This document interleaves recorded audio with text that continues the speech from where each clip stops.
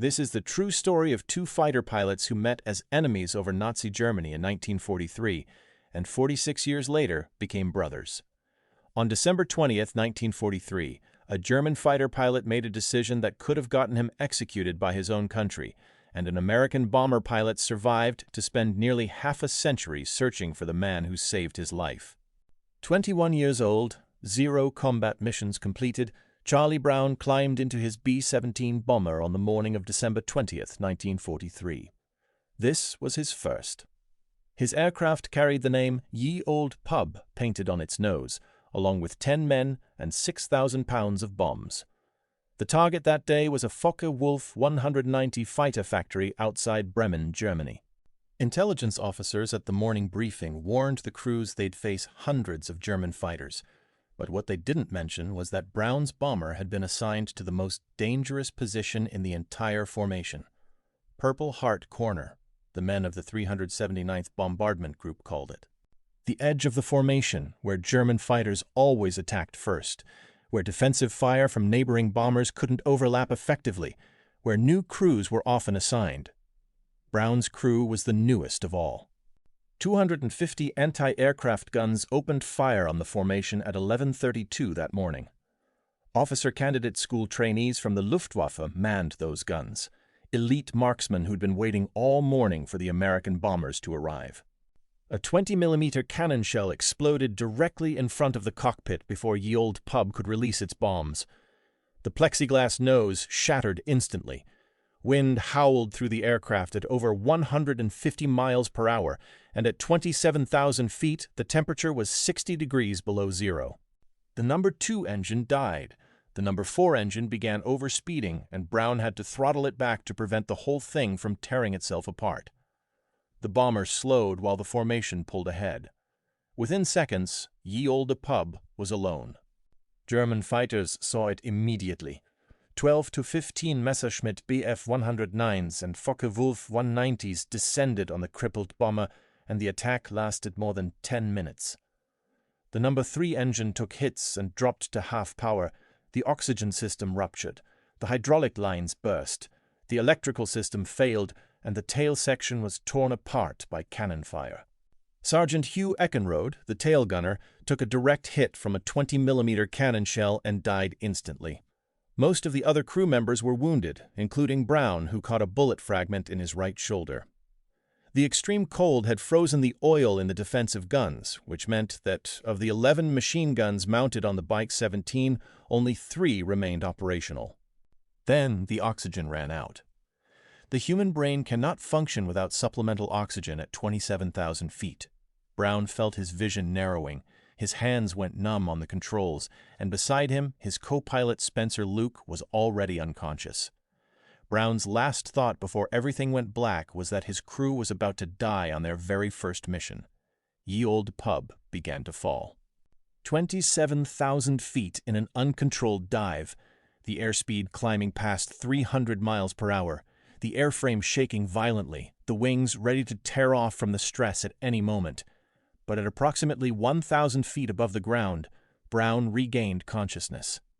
The thicker air at low altitude had enough oxygen to revive him, so he grabbed the controls and pulled back with every ounce of strength he had left. The Bite 17 leveled out just above the treetops of northern Germany. Brown looked around the cockpit and saw blood everywhere, wounded men everywhere, his tail gunner dead, his bomber destroyed, and he'd just flown directly over a German fighter airfield. Franz Stiegler was refueling his Messerschmitt Bf 109 on that airfield.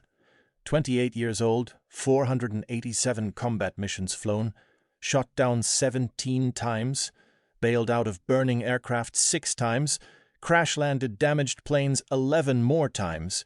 He'd already shot down 2 American bombers that morning, which meant 1 more kill would earn him the Knight's Cross, one of Germany's highest military honors. He looked up and saw Ye Olde Pub limping across the sky at barely 100 feet. Stigler climbed into his fighter and within minutes was airborne and closing fast on the crippled American bomber. He positioned himself behind the Bite 17's tail, finger resting on the trigger of his twin machine guns and 20mm cannon. One squeeze was all it would take. the Knight's Cross would be his. But what Franz Stigler saw through his gun sight would change everything he believed about war, about honor, and about the enemy he'd been taught to hate. The classic attack angle from behind and below, his finger finding the trigger, his gun sight settling on the tail section of the American bomber, and that's when he saw something that made him lift his finger away from the trigger. The tail gunner's compartment was destroyed. Through the massive holes in the fuselage, Stigler could see the body of a young American slumped over his machine gun, blood frozen in long red icicles from the shattered turret. The man was clearly dead. Stigler pulled his fighter alongside the bomber and looked through more holes in the aircraft's skin. Wounded men trying to help other wounded men, a crewman with blood covering his face, another whose leg had been torn open by shrapnel. The pilot and co-pilot struggling to keep the aircraft in the air. None of them were fighting. None of them could fight. They were just trying to survive. In that moment, Franz Stigler remembered the words of Gustav Rödel, his commanding officer in North Africa, where Stigler had flown with Jagdgeschwader 27 against the British. Rödel was a different kind of German officer who believed that war had rules and that a fighter pilot's honor came not from how many enemies he killed, but from how he killed them. Rödel had once gathered his pilots and told them something Stigler never forgot. "You are fighter pilots first, last, always. If I ever hear of any of you shooting at a man in a parachute, I will shoot you myself." The meaning was clear. A man in a parachute was defenseless and couldn't fight back, which meant killing him wasn't combat, but murder. Stigler looked again at the shattered bomber beside him. The Americans weren't hanging from parachutes, but they might as well have been, since they had no working guns, no speed, no way to defend themselves. Shooting them down wouldn't be a victory, it would be an execution. The weight of the rosary beads in his flight jacket pocket reminded him of what his mother had wanted, for him to become a priest. He'd chosen to fly instead, but he'd never abandoned his faith, and his faith told him that what he was about to do would be a sin. Franz Stigler made his decision right there. He would not shoot down this bomber, would not kill these men, would not earn his Knight's Cross this way. But now he faced a new problem. The American bomber was flying deeper into Germany, heading the wrong direction, which meant if Brown continued on this course, he'd fly over more German airfields, more anti-aircraft batteries, more fighter squadrons. Someone else would shoot him down, and the crew would die anyway. Stigler had spared them, but sparing them wasn't the same as saving them. The German pilot pulled his Messerschmitt alongside the B-17's cockpit, where he could see the American pilot staring at him through the shattered window. The young man's face was covered in blood, his eyes filled with terror, clearly expecting to die in the next few seconds. Stigler raised his hand and pointed down toward the ground, trying to tell the American to land at a German airfield and surrender, since it was the only way the crew would survive.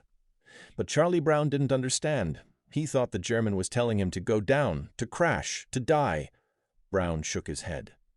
Franz Stigler realized he had only one option left, and it was an option that could get him executed. Allowing an enemy aircraft to escape was treason in Nazi Germany. A German pilot who let an enemy go faced court-martial, and if found guilty, the sentence was death by firing squad, with no trial, no defense, no appeal. Stigler knew exactly what he was risking. He did it anyway. His Messerschmitt moved into close formation on the left wing of the B-17, so close that the two aircraft were flying just feet apart, so close that from the ground the silhouettes would merge into one shape, so close that any German anti-aircraft gunner looking up would see the distinctive outline of a Bf-109 and hold his fire. This was Stigler's plan, built on the fact that the Luftwaffe operated captured B-17s for training and secret missions. German ground crews were trained to recognize these aircraft, which meant if they saw a German fighter flying in formation with an American bomber, they might assume it was one of their own captured planes being escorted. They might not shoot. A desperate gamble, but it was the only chance the Americans had. Charlie Brown watched the German fighter slide into position beside him inside Ye Olde Pub, his heart pounding. He'd ordered his top turret gunner, Bertrand Coulombet, to aim at the German but not fire. Brown didn't understand what was happening, whether the German was toying with them, radioing for reinforcements, or setting some kind of trap. The B-17 continued west toward the North Sea while the German fighter stayed with it, mile after mile, minute after minute. Brown kept waiting for the attack that never came. Farmland passed below them, then villages, then roads filled with German military vehicles. At any moment, someone on the ground could look up and see them. At any moment, a flak battery could open fire. At any moment, another German fighter could appear and ask why Franz Stigler was flying alongside an enemy bomber instead of destroying it. But the minutes kept passing, and the German kept flying beside them. The coastline appeared ahead. The North Sea stretched out before them, 250 miles of freezing water between Germany and England. If Ye Olde Pub could cross that distance, the crew would live. But if the engines failed over the open ocean, they'd die. But first, they had to pass the coastal defenses. The German Atlantic Wall stretched along the entire coastline of occupied Europe with anti-aircraft batteries, radar stations, and observer posts watching every mile of beach, tracking and identifying every aircraft that crossed the coast. An American bomber flying low and slow toward England would be an easy target. Stigler stayed in formation and flew so close to the B-17 that his wingtip nearly touched the bomber's fuselage. He was daring the anti-aircraft gunners to fire, knowing that if they shot at the B-17, they'd hit him too, and if they recognized his aircraft, they'd hold their fire. The gamble worked. The coastal batteries didn't shoot. The radar stations tracked two aircraft flying in formation and assumed they were friendly. And Ye Olde Pub crossed over the beach and headed out over the gray waters of the North Sea. Franz Stigler had done it. He'd escorted an enemy bomber through the most heavily defended airspace in Europe and saved 9 American lives. But Stigler couldn't follow them to England since his fuel was running low. His radiator was still damaged from the bullet lodged inside it from his earlier engagement that morning, and if he landed in Britain, he'd spend the rest of the war as a prisoner. Turning back was his only option. Return to Germany and pretend that none of this had ever happened. Stigler pulled his fighter alongside the B-17 cockpit one last time, where Charlie Brown was staring at him through the shattered window. Their eyes met, 2 young men from opposite sides of a terrible war, separated by a few feet of frozen air. Stigler raised his hand to his forehead and saluted the American pilot. Then he banked his Messerschmitt to the left and disappeared into the gray sky, heading back toward Germany. Brown watched him go, still not understanding what had just happened. He didn't know the German's name, didn't know why he'd been spared, only knew that a man who should have killed him had chosen to let him live. But Charlie Brown's ordeal wasn't over.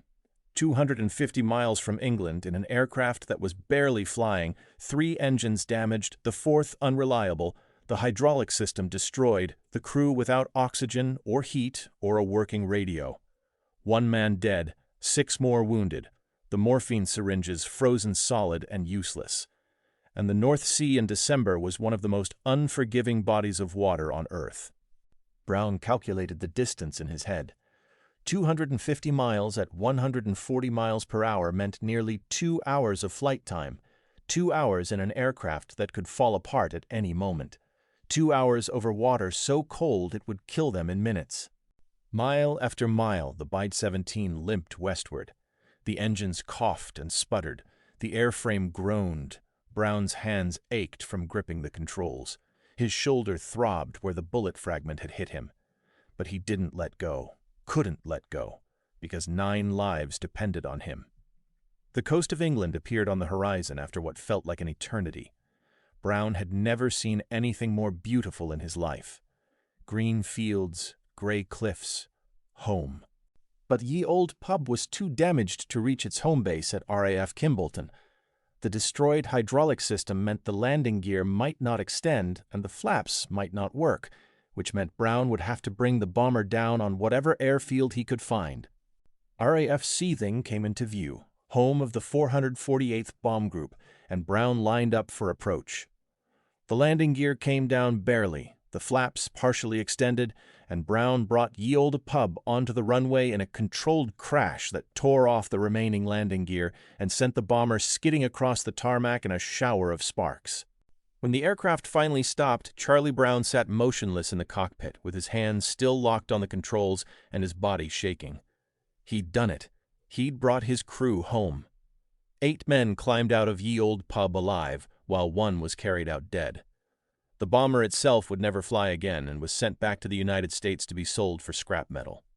Brown told his intelligence officers everything at the debriefing: the German fighter that had appeared behind them, how the pilot had flown alongside instead of attacking, the salute before the German turned away. The officers listened in silence, and when Brown finished, they gave him an order. He was never to speak of this incident again. The story was classified because no one could know that a German pilot had shown mercy to an American crew. It would create sympathy for the enemy. Brown obeyed and kept the secret. 300 miles away, Franz Stigler landed his Messerschmitt at his airfield near Bremen and told no one what he'd done. If anyone discovered that he'd escorted an enemy bomber to safety instead of destroying it, he'd be court-martialed and executed. Stigler kept the secret too.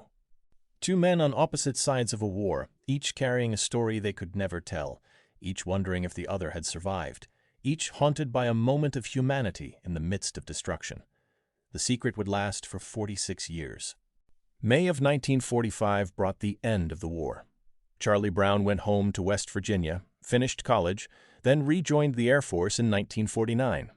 He served in intelligence and rose through the ranks until he retired as a lieutenant colonel in 1972, then settled in Miami, Florida, and started a combustion research company. Franz Stigler survived the war, but lost everything else. Germany was in ruins, the Luftwaffe no longer existed, and Stigler had flown the revolutionary Messerschmitt Me-262 jet fighter in the final months of the war. But even the world's first operational jet couldn't save his country from defeat.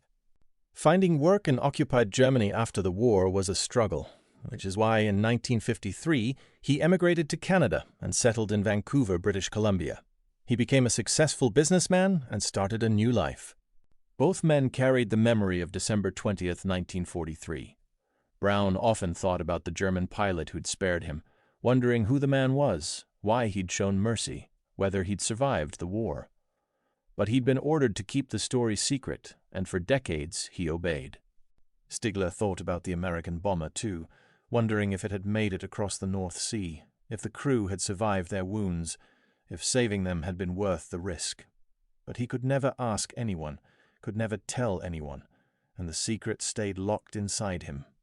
43 years passed. In 1986, Charlie Brown was invited to speak at a military aviation event called The Gathering of Eagles at Maxwell Air Force Base in Alabama. Someone asked Brown if he had any memorable combat stories. For the first time in over 4 decades, Brown told the story of the German fighter pilot, the shattered bomber, the enemy plane appearing on his wing, the salute before the German turned away. The audience listened in stunned silence. Something changed in Brown after the speech.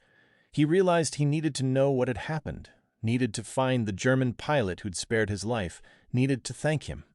The search began with contacts to the United States Air Force archives, which had no records. The West German Air Force had no records either. Letters to military historians across Europe brought no response. Months turned into years, and every lead went cold. The German pilot seemed to have vanished into history. By 1989, Brown was running out of options after spending 4 years searching with nothing to show for it. His friends told him to give up since the pilot was probably dead, and even if he was alive, finding one man among millions of German veterans was impossible. But Brown refused to quit and wrote one final letter. This time, he sent it to a newsletter for former Luftwaffe pilots called Jägerblatt. He described the encounter in detail, gave the date, the location, the type of aircraft, and asked if anyone knew who the German pilot might have been. The letter was published in early 1990. A few weeks later, Charlie Brown received a response. The envelope had a Canadian postmark, and inside was a single sheet of paper covered in careful handwriting. The letter began with 3 words that changed everything. I was the one. Franz Stigler had read the newsletter and recognized the story immediately. After 46 years of silence, he'd finally learned that the American bomber had made it home. the crew had survived, and his decision to spare them hadn't been in vain. Brown read the letter with tears streaming down his face. Stigler described his aircraft, the escort over the coast, the salute, and every detail matched Brown's memory exactly. There was no doubt this was the man who'd saved his life. Brown called directory assistance for Vancouver, British Columbia, and asked for a number for Franz Stigler. The operator found it, and Brown dialed with trembling hands. A voice answered, an old man with a German accent. Brown identified himself. A long pause came from the other end of the line. Then Franz Stigler began to cry. The two men talked for hours and discovered that they'd been living less than 200 miles apart for decades. Stigler in Vancouver, Brown in Seattle before he moved to Miami. Neighbors who'd never known it. They agreed to meet in person that summer in a hotel lobby in Florida. Two enemies from a war that had ended half a century ago. Two old men who'd carried the same secret for 46 years, finally about to see each other face to face. Charlie Brown walked into a hotel lobby in Florida on a summer day in 1990. 67 years old, his hair turned gray, his body carrying the scars of a war that had ended 45 years ago. But his heart was pounding like he was 21 again. Franz Stigler was waiting for him. 74 years old, his face lined with age, his hands trembling slightly, but his eyes were the same eyes that had looked across at Brown through the shattered cockpit window over Germany. The two men saw each other across the lobby, and for a moment neither moved.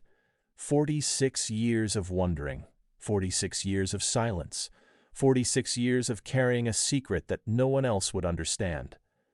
Then they walked toward each other and embraced. A friend of Brown's had brought a video camera to record the reunion, and the footage shows two old men holding each other and weeping, their shoulders shaking, their voices breaking, not letting go for a long time. When they finally separated, Stigler looked at Brown, and the weight of nearly half a century lifted from his shoulders. He'd wondered for so long whether his decision had mattered. Now he knew. Brown had brought something to show Stigler. Photographs, not just of himself, but of his children and grandchildren. All the people who existed because Stigler had lifted his finger from the trigger in 1943. Stigler stared at the photographs with his eyes filled with tears again. He'd never received his Knight's Cross, had never been recognized by Germany for his combat achievements. But standing in that hotel lobby, looking at 3 generations of a family that lived because of him, Franz Stigler realized he'd received something far more valuable than any medal. 3 months later, in September of 1990, Brown and Stigler attended a reunion of the 379th Bomb Group in Massachusetts. The veterans of Brown's old unit had invited Stigler as their guest of honor because they wanted to meet the German pilot who'd saved one of their own. 2 surviving crew members from Ye Olde Pub were there. Sam Blackford, the ball turret gunner whose feet had nearly frozen during the flight home. Richard Pechout, the radio operator who'd taken shrapnel in his eye. Both men had lived full lives after the war, and both men had children and grandchildren of their own. They embraced Stigler with tears and laughter, thanked him for the decades they'd been given, and introduced him to their families. 25 people stood in that room who would never have been born if Stigler had pulled the trigger. The reunion made Stigler an honorary member of the 379th Bomb Group, a German fighter ace officially welcomed into an American bomber unit. Former enemies, now brothers. Word of the story began to spread. Newspapers picked it up, television stations requested interviews, and Brown and Stigler found themselves invited to speak at air museums, civic organizations, and military gatherings across the United States and Canada. They traveled together whenever they could, the American bomber pilot and the German fighter ace standing side by side, telling their story to audiences who'd never heard anything like it. Veterans in the crowd would weep openly, while young people would approach them afterward, shaking their hands, thanking them for sharing something so powerful. Stigler gave Brown a book about German fighter jets with an inscription written inside the front cover. He explained that in 1940 he'd lost his only brother to the war, that on December 20th, 1943, 4 days before Christmas, he'd been given the chance to save a B-17 from destruction, and that the pilot of that bomber, Charlie Brown, had become as precious to him as his brother had been. He signed it with 2 words, "Your brother." Brown and Stigler were no longer just friends, but family. They talked on the phone every week, visited each other's homes, went fishing together, celebrated holidays together. The bond between them was deeper than anything either man had experienced since the war. But for Brown, something was still missing. The men of Ye Olde Pub had never received official recognition for what they endured on December 20th, 1943. The mission had been classified for decades, and their sacrifice had been erased from the official record. Brown decided to change that, and began writing letters to the United States Air Force. He wanted his crew to receive the medals they deserved, and wanted the world to know what they'd survived. The Air Force began an investigation, and decades of classified files were finally opened. In 2008, the United States Air Force completed its investigation into the events of December 20th, 1943. The findings confirmed everything Charlie Brown had reported: the mission to Bremen, the devastating attack by German fighters, the death of Hugh Eckenrode, the wounds suffered by the crew, the miraculous flight home across the North Sea, and the German pilot who'd chosen mercy over victory. The Air Force made a decision that stunned military historians. Each surviving crew member of Ye Olde Pub would receive the Silver Star, one of the highest awards for valor in combat, while the crew members who'd already died would have the medals awarded posthumously to their families. 9 Silver Stars for 1 bomber crew. Unprecedented. But the Air Force wasn't finished. Charlie Brown himself would receive something even rarer: the Air Force Cross, the second highest award that any member of the United States Air Force can receive, given only for extraordinary heroism in combat. No other World War II bomber crew had ever been collectively honored in this way. The men of Ye Olde Pub became one of the most decorated crews in the history of American military aviation. 65 years after their mission, they finally received the recognition they deserved. The medal ceremony took place with great solemnity. Surviving crew members attended with their families, while the families of the dead came to accept medals on behalf of fathers and grandfathers they'd lost. Brown was there, 85 years old, his body frail but his spirit unbroken. And standing beside him, as he had stood for nearly 2 decades, was Franz Stigler. Stigler had received his own recognition years earlier, when, in 1993, the Combatants' Federation of Europe presented him with the Star of Peace. The award honored soldiers who demonstrated exceptional humanity during wartime, and Stigler was one of only a handful of German veterans ever to receive it. But Stigler always insisted that he didn't deserve special praise. He'd simply done what any honorable man would do, had refused to murder defenseless men, had followed a code that valued human life over military glory, had answered what he called a higher call. The story of Brown and Stigler reached millions of people around the world. In 2012, author Adam Makos published a book about their story and called it A Higher Call, with the title coming from Stigler's own words about why he'd spared the American bomber. Makos had spent years interviewing both men, traveling to the locations where the events had taken place, and researching military archives in the United States and Germany. The book became a New York Times bestseller, with readers captivated by the story of 2 enemies who became brothers. Military historians praised the meticulous research, while veterans said it captured something essential about the nature of war and the choices men make within it.